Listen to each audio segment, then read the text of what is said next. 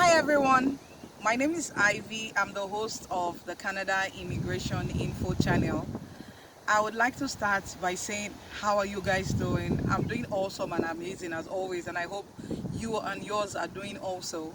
I want to also start by saying thank you to every single one of you who has watched my videos, all of you who have subscribed to my videos, all of you who have liked and shared my videos, those of you who have sent me comments, questions, those of you who have sent encouraging words. You are the reason the Canada Info Immigration channel is still going on, and I'd like to say thank you very much at this time.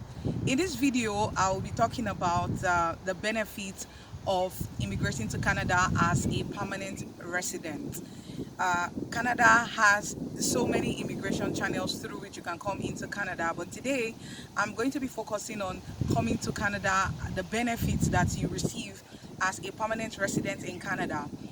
For those of you who are just watching my video for the very first time, I have done a lot of videos that covers the step-by-step process of how you can apply to come to Canada as a skilled worker through the express entry system for skilled workers.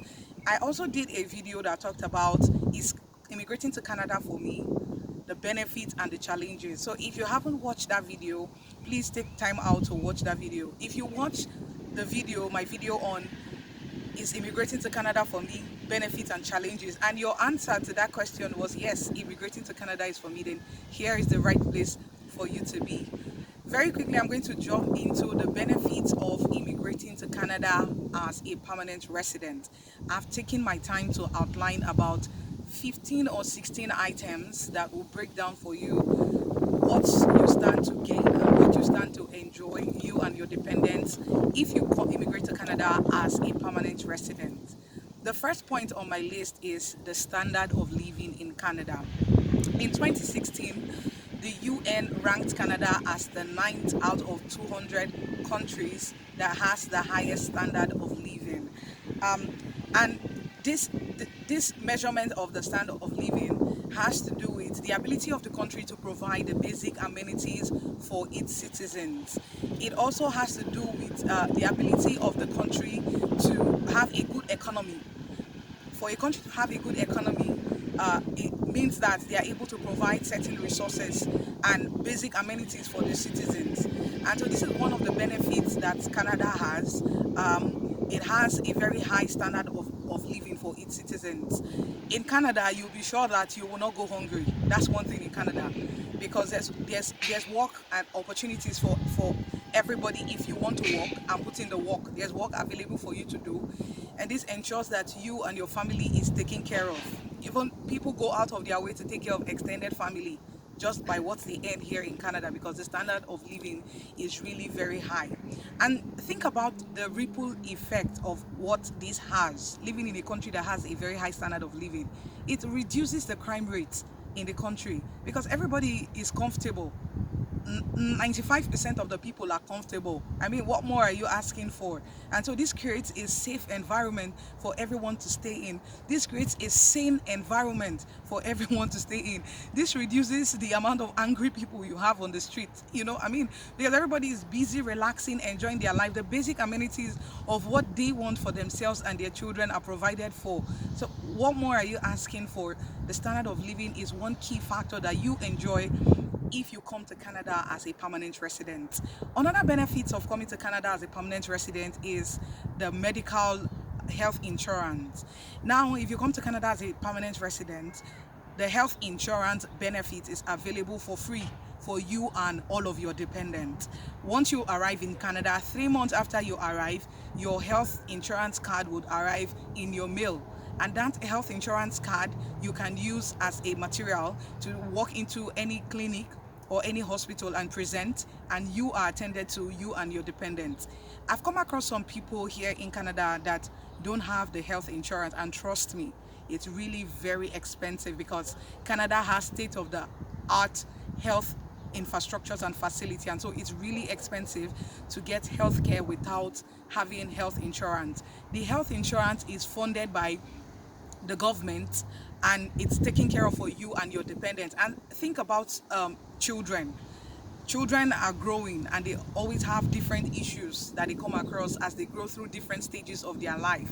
They have immunization, they have dental care, they have eye care, they have different checkup that they have to go for. But it's all free. Even most medicines for children are free when you go into a walk-in clinic to access the healthcare there. And so this is a very major benefit that you can receive by being a permanent resident here in Canada. Another of the benefits, if you immigrate to Canada as a permanent resident, is safety and security. Canada is a very safe country, like I mentioned in the standard of living. The standard of living has already gone before the safety and security. It precedes it, because where most people in the society is comfortable already, it reduces the risks of crimes, being committed. And another thing that is a very big issue with our world today is the issue of gun violence. In many countries around the world, there's an issue of sporadic shooting, people just getting up and even going into schools to shoot, but those incidents are very few, like in the country of Canada. And this is because owning a gun in Canada is illegal. Only one third, according to a survey, only one third of the population in Canada actually own guns. And so this has reduced the risks of sporadic outbursts by people who are offended or who just want to take vengeance against other people. The country is a safe place. I'm going to read out a ranking to you that was done by The Economist in 2007. In 2007, The Economist rated Canada as the most peaceful country in the world. Also, Canada was also ranked in 2016 as the number 2 country that promotes personal freedom. In the context of the personal freedom, it measures personal freedom as promoting legal rights. So legal rights are enforceable.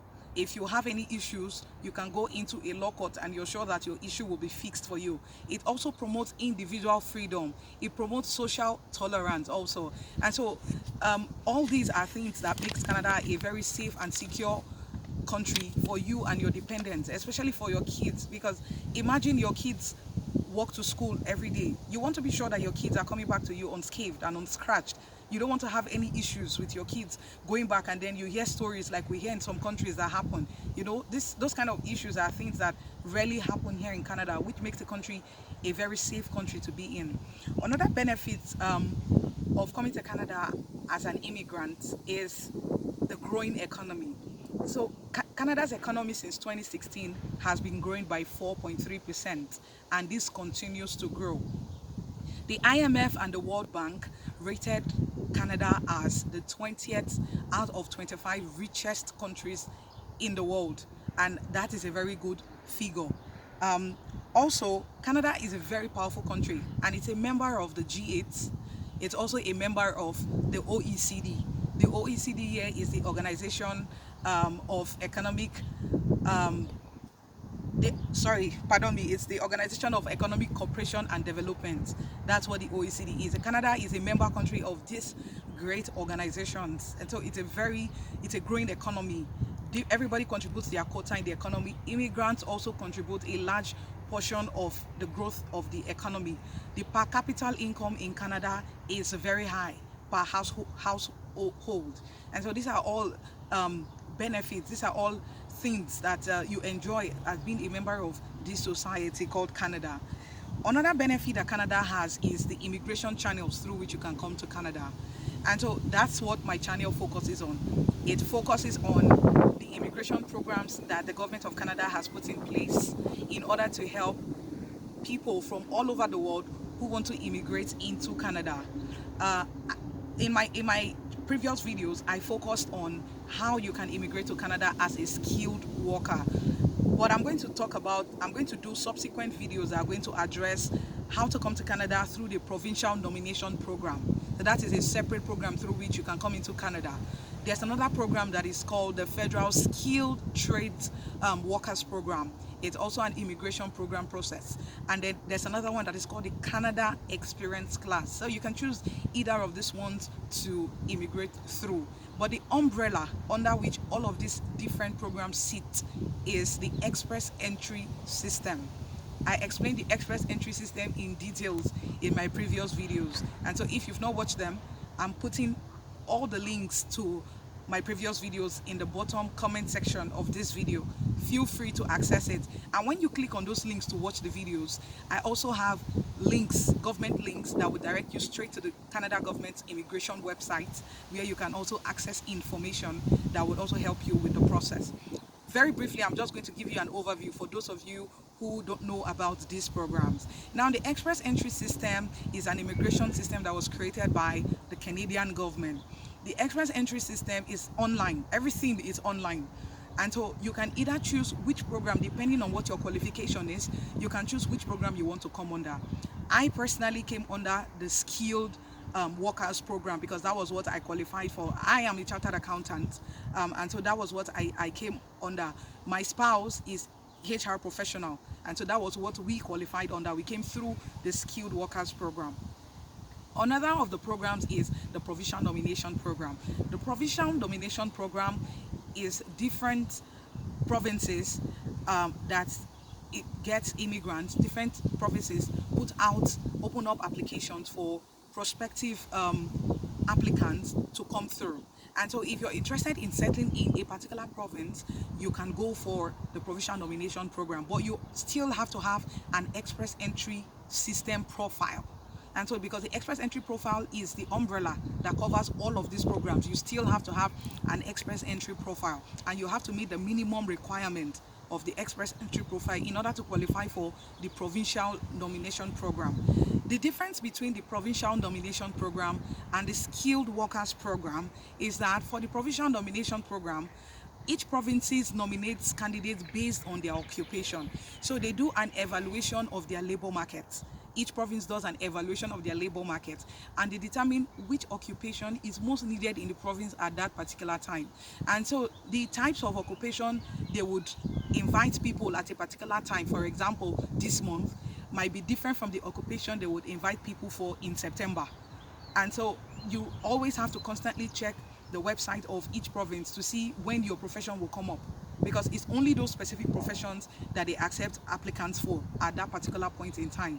That's the difference. But for the Skilled Workers Program, the Skilled Workers Program is open to all occupations. Now we also have the Skilled Trades Workers Program. The Skilled Trades Workers Program targets people who are in the technical field. So people like mechanics, people that work like chefs, people that are bakers, people that are construction workers. The Skilled Trades Program targets that class of people.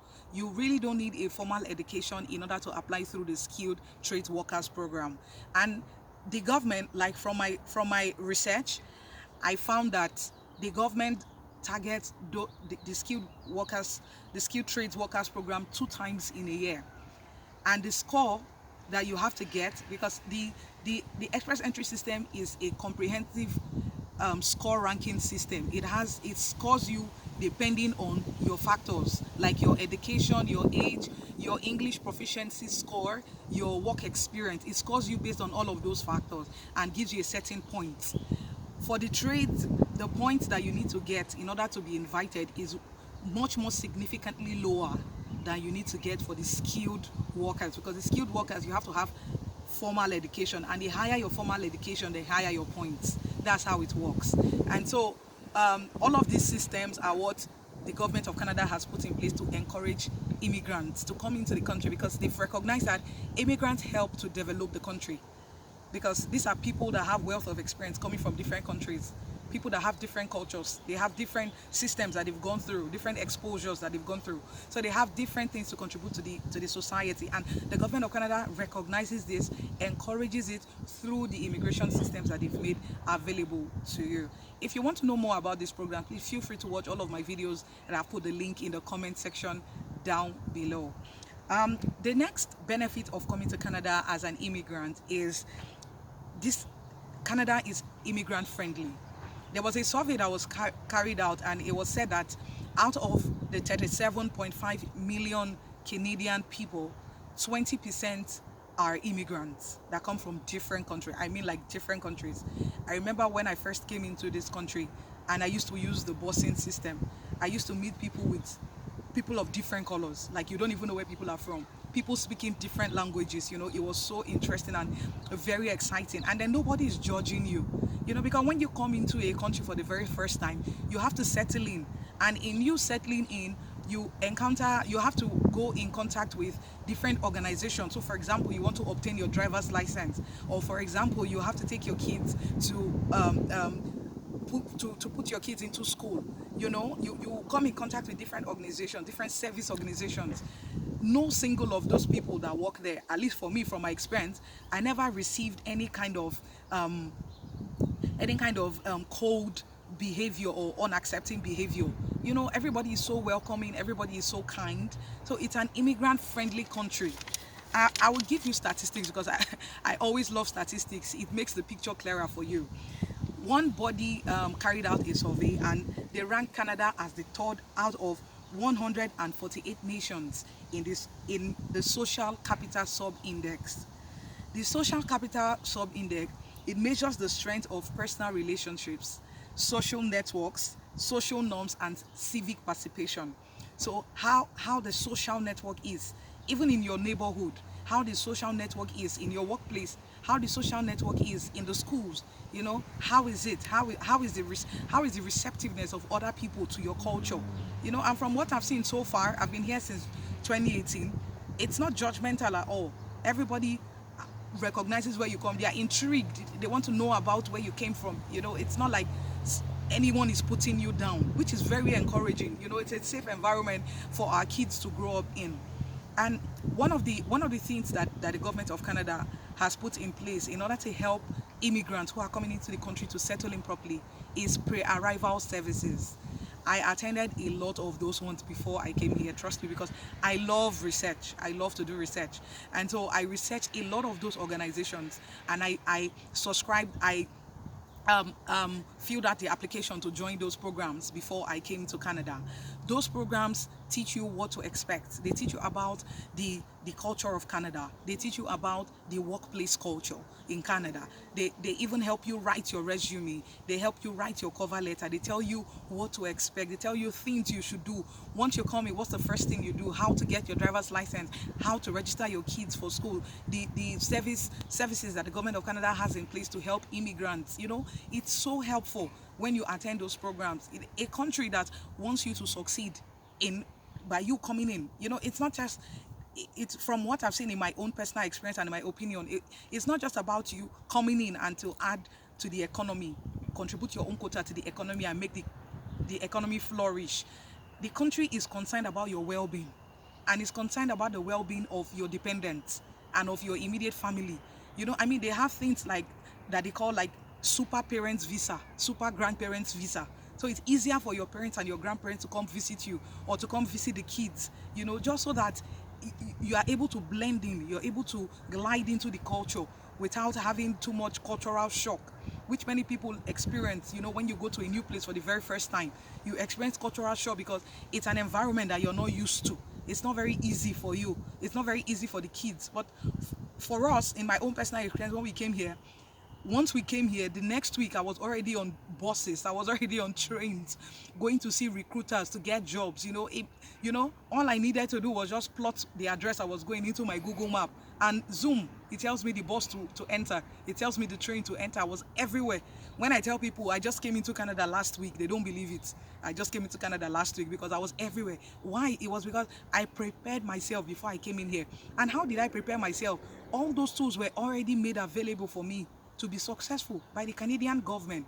There was a program that we attended in Canada, in Nigeria. Sorry, I'm from Nigeria. For those of you that don't know, yes, I'm proudly from Nigeria. Nigeria, we say in my place where I come from, Nigeria no they carry last. That's where I'm from. Yes, and so I and my spouse attended a program that was organized by the Canadian government before we came here. It's called Planning for Canada. That program brought together, they invited, I think we were about 20 persons that participated in that program. All of us had gotten our permanent residence um, status, like they had given us our letters of confirmation of permanent residence. All that was left for us was to leave Nigeria and arrive in Canada. And so they organized this session in a hotel, all expense paid. Like the food was free, and trust me, I like free food. And so the food was free. Everything was, they told us information about the weather, about the schools, about what to expect, what you do when you come here, about your occupation. It was a full day session, and they took their time to tell us all this. I'm like, what is going on here? Is this a country that does this? I mean, we've gotten the permanent residence already, and still you just want us to succeed. That is what Canada is. It's an immigrant friendly country. I love it. I love it. I've had no regrets. It's almost 2 years since I've been in this country, and I've had no regret for one day since I've come to this country. But of course, it's left to you. It's your choice to make.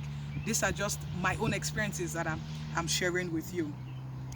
Another benefit of coming to Canada as a permanent resident is that Canada has renowned educational institutions. Talking about the education, Canada, from kindergarten to grade 12, the education is free. So elementary school to high school, education is free. If you call it primary school to secondary school, like some countries call it, education is free. Public primary, public secondary, public elementary, public high schools are all free. And so you have the opportunity to send your kids to school all for free. But Canada also has private schools, like private elementary schools and private high schools. It's your choice if you choose to pay for it. But the standard of education in the public schools are really very high. Like they teach the children very, very, like the curriculum that they have is really of very high standard. And Canada also has public colleges and universities and private colleges and universities. The fees that you pay when you attend a public college or university is substantially lower than what you pay if you attend a private university. Canada is also a country that houses 4 of the Ivy League Canada schools. They're among the best schools in the world, like the McGill University, like the University of British Columbia, the University of Toronto, and Queen's University. All these are their Ivy League schools here in Canada. And so Canada has a very high standard of education, which is a very good thing for you to receive, for your kids to receive, because then you're sure that they are able to compete with anybody around the world. It's really a very good advantage. Another benefit of coming to Canada is employment opportunities. Now, Canada has a wide range of career paths and occupations that you can choose to follow if you want to come to the country. You can choose to remain in the career path that you had experience from back home, or you can choose to change career paths once you arrive here in Canada. I have a friend, for example, that we went to school together back home, and we did the same course, which was in administration. But when the person immigrated to Canada, she switched from administration, which is like management sciences, to medical sciences. I know somebody will say it's impossible. Yes, but those are the possibilities that the country called Canada avails you. She switched completely to a different line, to medical services from administration. These are the kind of opportunities that you get when you come into a country. All you need to do is put in your hard work. There's always work for you to do, but if you're willing to do the hard work, in the end, there's light at the end of the tunnel. It pays off for you in the end. The person I'm speaking about now is working in the medical field. Nobody asks her, where did you come from? What were you doing previously? Where you came from? It doesn't matter. The person now has the education here in Canada in medical services. And so the person is working there. That's all. Once you put in the work, you're ready to do the work, you get the result of what you're ready to do. So whatever you put in is what you receive. There are some other places, like some other countries, no matter what it is you do, you don't get the reward of what you've given. You can study and get the highest level of qualification, even have a PhD, but still there's no job waiting for you. But that's not the case here in Canada. When you give yourself, you put in hard work, you come here and succeed. A lot of immigrants here in Canada succeed. We succeed because we're ready to put in the hard work, and then we get the result of whatever it is that we have put in. There was The employment opportunities I talked about is what the provincial nomination program focuses on. It focuses on bringing people that are in different occupations into the provinces that the province needs at that particular time. There was a survey that was carried out, and it was said that Canada is ranked third out of 149 nations in business environment. And so what that means is that Canada's infrastructures, Canada's the innovation in technology, and also the labor market flexibility is what gave it that ranking. You know, it's easy for you to move from one occupation to another. There's nothing that is easy in this life, but if you put in the hard work, you will get the result of what it is that you're looking for. And so the labor market flexibility is what made Canada third out of 149 countries that were surveyed in business environments. Another thing is the innovative technologies that Canada has. So say for example, your child is not able to go to school for some reason, and then you have to stay at home. You don't have to take permission from your workplace to stay off work. You can only just request that is it okay for you to work from home, because you have the software and the technology to work from home in Canada. Like if you the software that you use in your workplace is the same software that you have, and you can access it all over the world. You can access it remotely through your computer all over the world. This technology makes you, it gives you work-life balance. You are able to balance your work with your family life, because there are some days you don't just feel like it. You don't just feel like you want to go to work, but you don't want to go out, you don't want to drive and go all the way to work, but you can work from the house. So that opportunity that it avails you, it makes your life easier. It gives you fulfillment according to Abraham Maslow's 5 hierarchy of motivation. What motivates an employee? It gives you self-actualization. It gives you that balance. You are able to balance your life with your work. It's not so much challenging for you, and it's because of the innovative technology that the Canadian environment and the Canadian business environment and business society has made available, the infrastructural facilities to give us this opportunity to have softwares where you can log in anywhere you are all over the world. That's why we enjoy this kind of flexibility. So think about that. That's another thing for you to consider. Now, another benefit that I would like to touch of immigrating to Canada is Canada makes available opportunities for investment and savings. This is a topic that I love and is very dear to my heart because, like I said, I'm a chartered accountant, I'm a finance person, and I like to save and I like to invest. I like to duplicate my money. I want my money to work for me. And so it's very important for you to save, and I also encourage you also to do that. It's not for now, it's for the future, because you don't know what the future holds. For those of us that have kids, it's even more of a concern for us, to be able to give them the best education. We want them to be the best. We want them to be better than us. We want them to stand out. And so the need to invest and the need to save is of paramount importance now for us to do. This is the time to work, and this is the time to save. This is the time to invest. And so the government of Canada has made available opportunities. They have tools that you can use that will help you invest, that will help you save your money for the future. I'm going to talk about three of those programs or plans that they have available that helps you. The very first one I'm going to talk about is called the RRSP. The RRSP, the full name of the RRSP is the Registered Retirement Savings Plan. Registered Retirement Savings Plan, RRSP. The purpose of that plan is for you to save for your retirement, so that when you retire, you don't have to depend on anyone, you don't have to depend on the government, you are able to cater for yourself and even sponsor any child you want when you retire.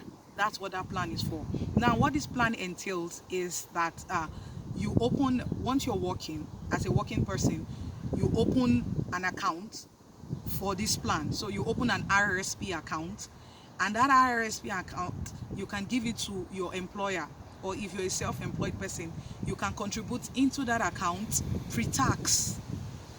Now, those of us that work in offices, when you receive your paycheck after tax. So your tax has been deducted before you receive your paycheck. In finance, we call that net earnings. That's not your gross earnings. Your gross earnings is when your tax was not deducted, but your net earnings is after your tax has been deducted.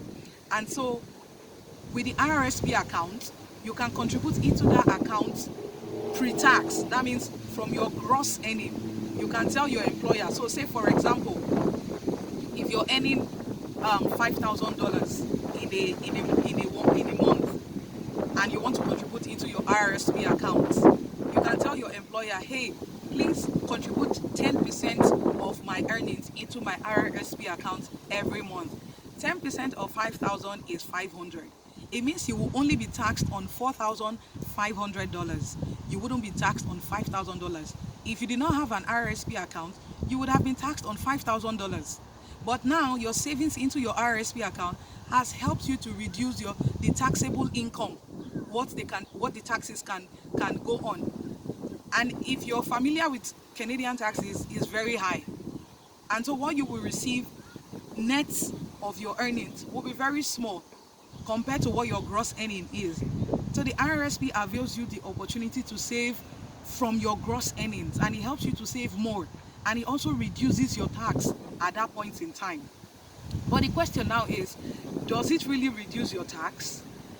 Once you begin to save into your RRSP account, you can save it till you're the age of 71. And once you get to 71 years of age, you have to withdraw that money.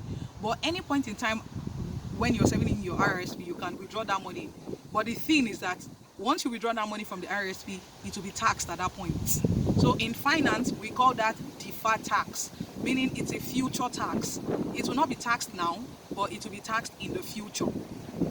But remember, that money you're earning now, you save now, you invested it in something, because the RRSP company or the RRSP investment managers that you invested with, they have different options where you can invest your money. You can choose to invest it in mutual funds, which gives you more earnings, which are more risky, or you can choose to invest it in the money market, which is less risky but gives you less returns.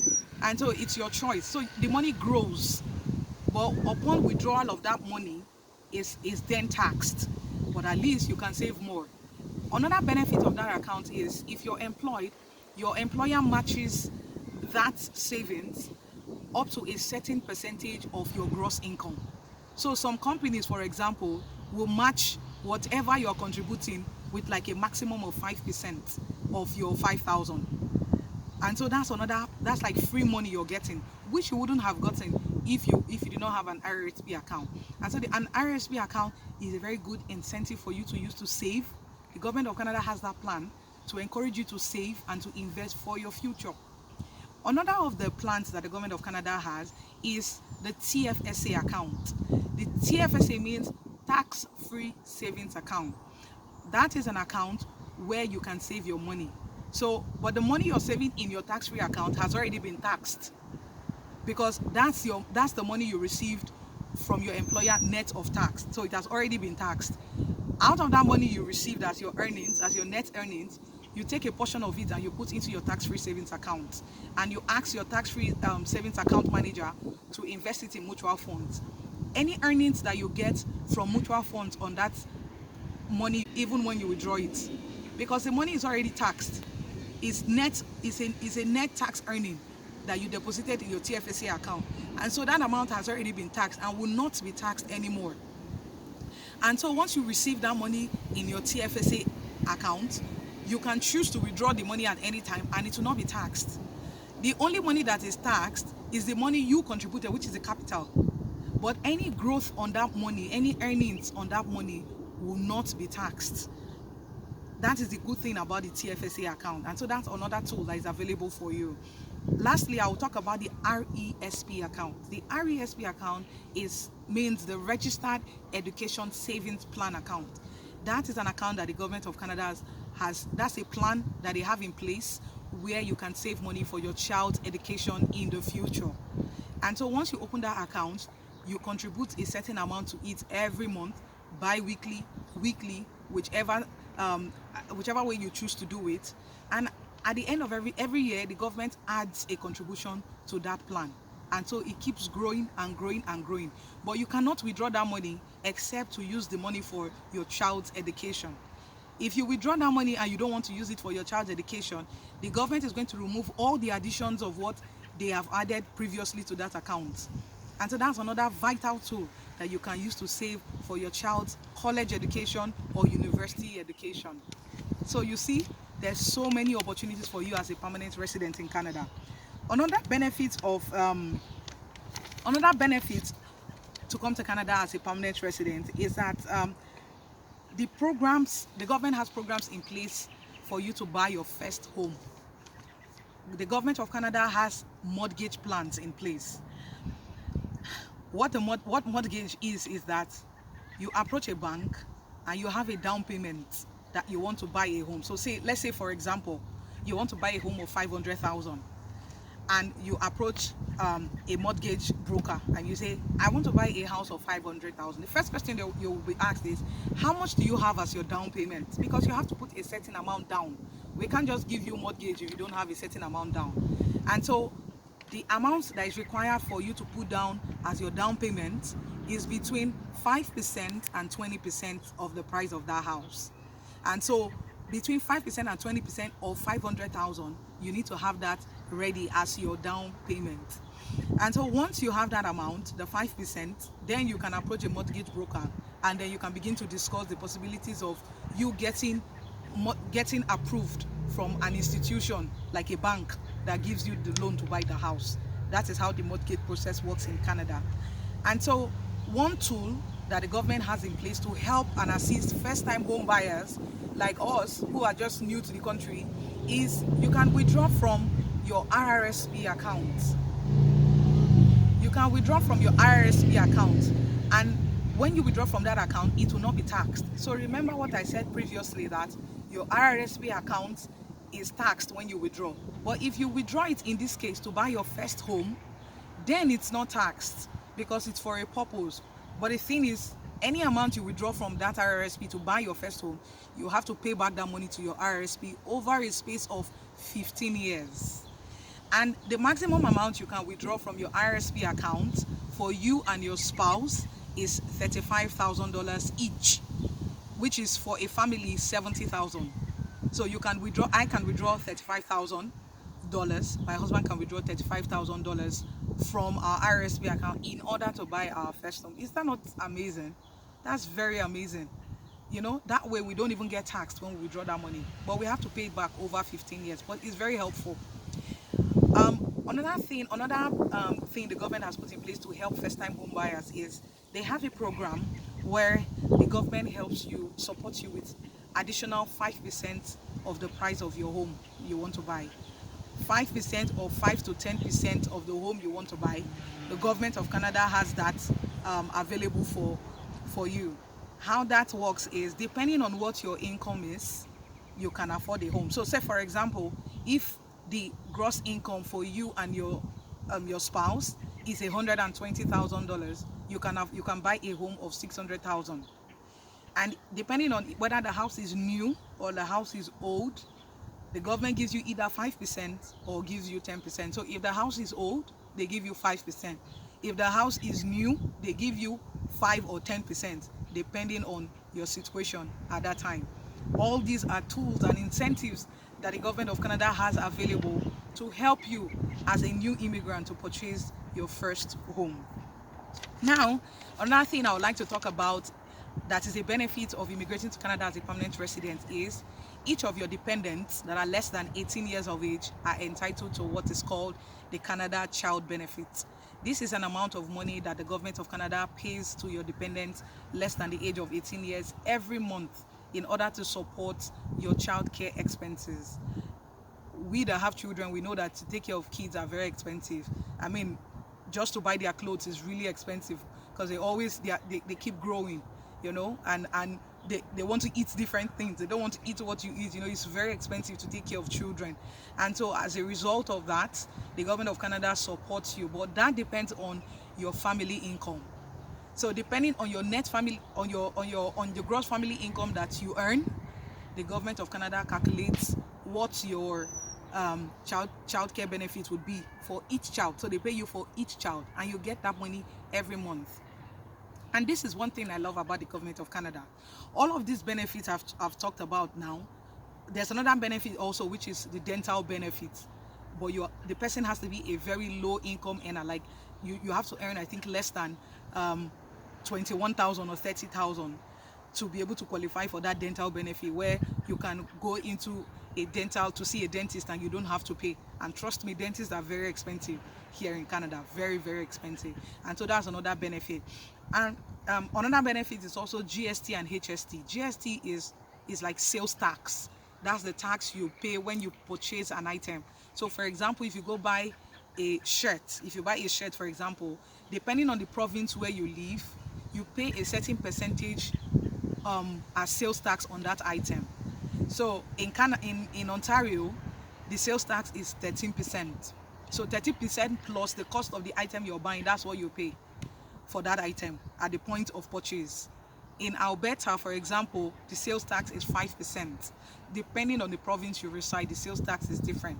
And so quarterly, the government of Canada issues GST refund to you, just to support you. They gauge what they think you would spend within that period, and then they give you a refund of part of what you've spent into your account, which is is very helpful. All this money can help you, to plan yourself very well and help you with the care of the children. And the way this Canadian system is structured is that it gives low income earners more benefits than people who earn are higher.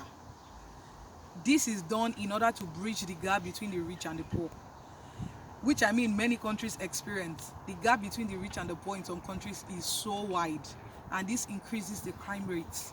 It's so wide. You would see a mansion, and just behind that mansion is a slum. Just behind that mansion are people who don't even have the next meal. They don't know where it's coming from. What do you expect? You who is living in the mansion, what do you expect? The next thing is those kids living in the slum turn to crime. That's what happens.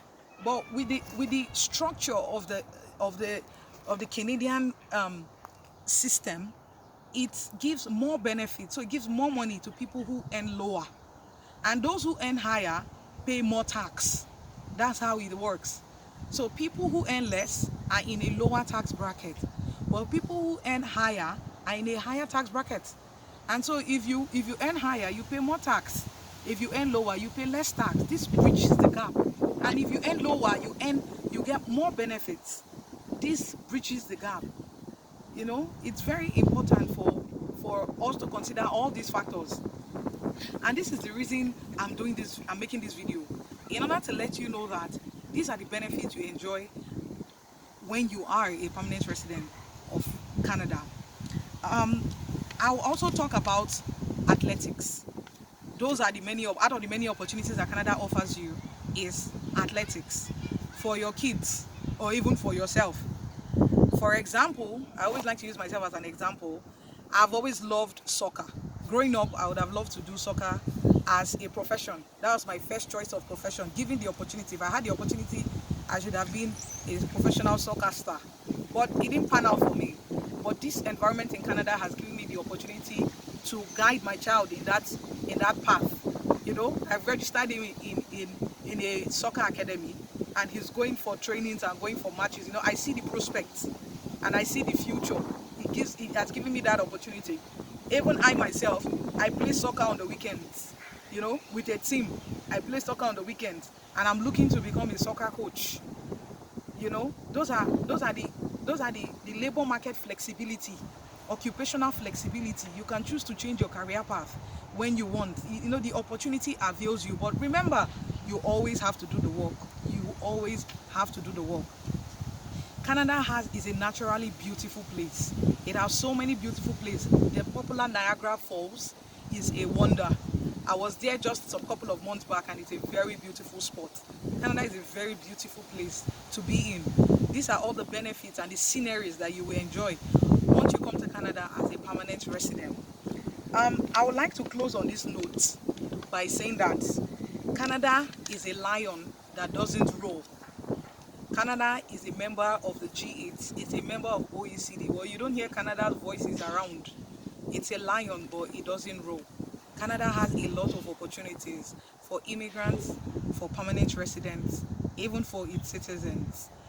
This is the end of my video, and I want to say thank you for those of you who have patiently watched, and for those of you who want to get who wants to be notified whenever I post a new video. Please feel free to click the notification bell down below, and also subscribe to my channel so that you can get updates when I post information. Subsequently, I'm going to be doing a lot of other videos that covers other types of immigration aside from the skilled immigration, like the provincial nomination and also the skilled trade workers. So stay tuned. Remember, be good.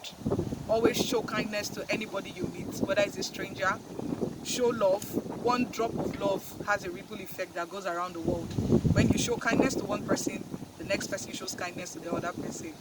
Thank you so much for watching. Till I see you next time. Bye.